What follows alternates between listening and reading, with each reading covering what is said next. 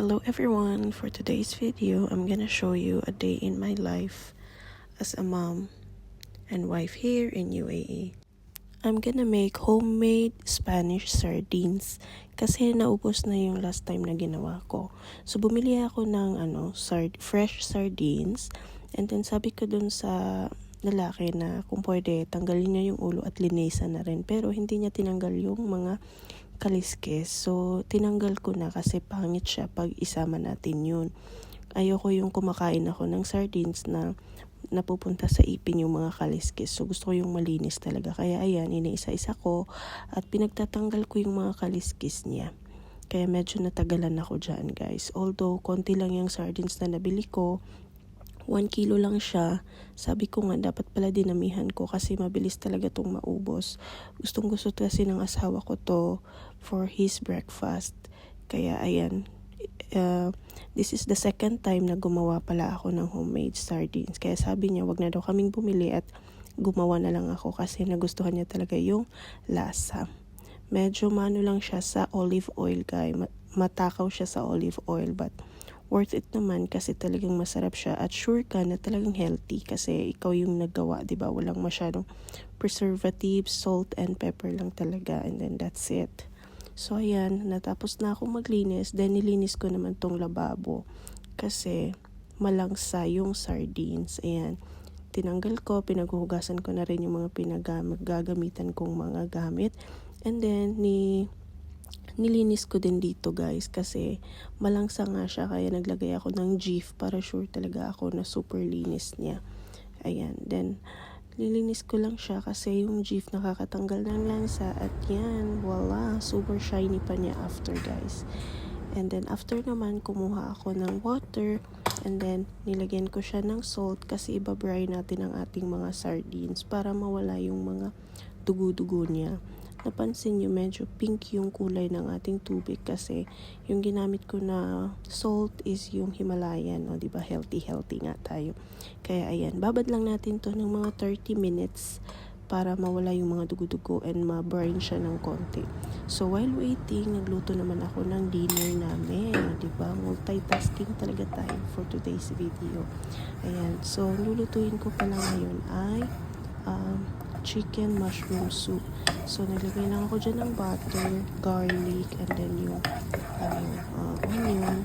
Susutay lang natin yan, guys, hanggang sa maging translucent yung ating onion. So once ganyan na siya, pwede na natin ilagay ang ating chicken. Ang ginagamit ko palang chicken dito is yung chicken breast kasi wala siyang buto-buto. So maganda siyang gamitin for the soup para diretso yung kain.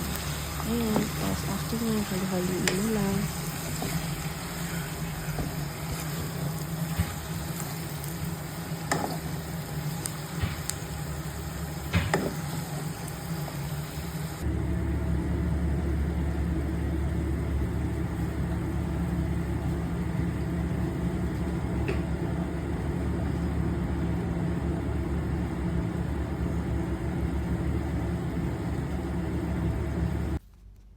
Nag-add pala ako ng chicken cubes pandagdag lasa, and then nung na siya, medyo luto na yung chicken, in-add ko na din yung mushroom.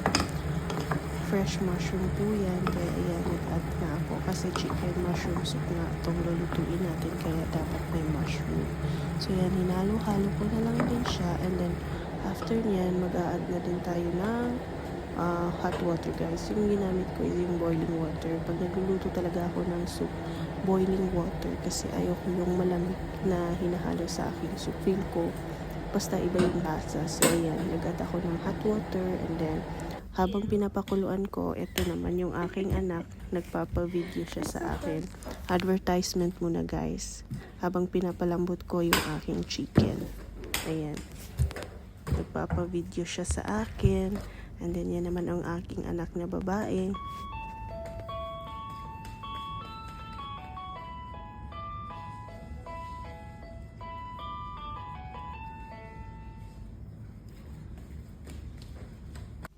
Okay, back to work tayo. So, naluto na yung chicken, kaya nag-add na ako nitong cooking cream para maging creamy siya, guys. So, yan.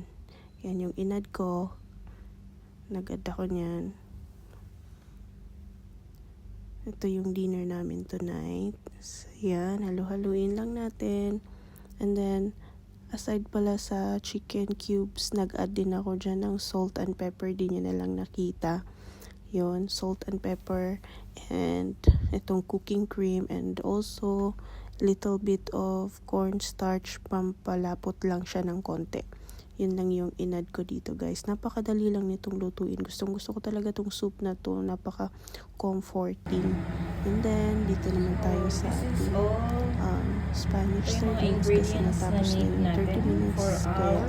Kaya iyan na natin siya. Ilalagay na natin dito sa pressure cooker para masalang na natin kasi medyo matagal to guys. Yan. So nag-add ako dyan ng garlic. And then, ganyan lang, super easy lang talaga nito. So, ito, dahon ng laurel, and then, whole peppercorn, nag-add din ako dyan, yan, carrots. Pwede kayong mag-add ng marami guys, na garlic or mga seasoning. Depende yan sa inyo kung anong gusto nyo. And then, add natin yung ating mga sardines. Medyo malaki-laki itong nabili ko this time. Nung last kasi na gumawa ako, super liit niya talaga guys. But ito medyo malaki-laki siya ng konti. Kaya nga, 1 kilo lang yung binili ko. Dapat pala dinamihan ko na kasi talaga mabilis itong maubos. But anyhow, nandiyan na siya. Bibili na lang ulit pag maubos. Ayan. So, repeat lang natin yung ginawa natin. Ayan. Carrots, garlic, and then whole peppercorn, laurel, ganyan. Pwede pala kayong mag-add dito ng whole olives. Pero dahil naubusan ako, hindi na ako nag-add. Pero the last time na naggawa ako for the first time, meron ako noon. So nag-add ako. But this time wala. Kaya hindi na ako nagbili kasi magagahol pa sa oras. Then nag-add ako ng salt. Each layer pala guys, nag-add ako ng salt. Hindi ko na napakita. And then i-add na natin yung ating olive oil. Guys, I don't add water sa aking Spanish sardines. Hindi ko siya feel. Gusto ko talaga real siya. Real na oil na. Ito pala yung sobrang de last time. Sasali ko yung oil kasi sobrang oil. Kasi ihahalo ko siya dito guys. And dito siya sira kasi naman nagamit tayo ng serving spoon, diba? So yan, ina-add ko siya kasi sayang naman kung itatapon yun. Pwede naman siya gamitin and dagdag flavor pa yan kasi nanood na yung lasa the last time na ginawa nating sardines kaya inad ko siya. So kung gusto niyo pala ng little bit of spicy, ayan, nagad ako ng Thai red chili. Kaya meron tayo na guys. So ayan, pressure cooker na lang natin siya for 2 hours para talaga tayo guys malambot yung sardines na pati yung yung buto nakakain siya. So, dumating na pala yung asawa ko. Kaya, ayan, kumain na kami ng aming dinner. So, ito yung aking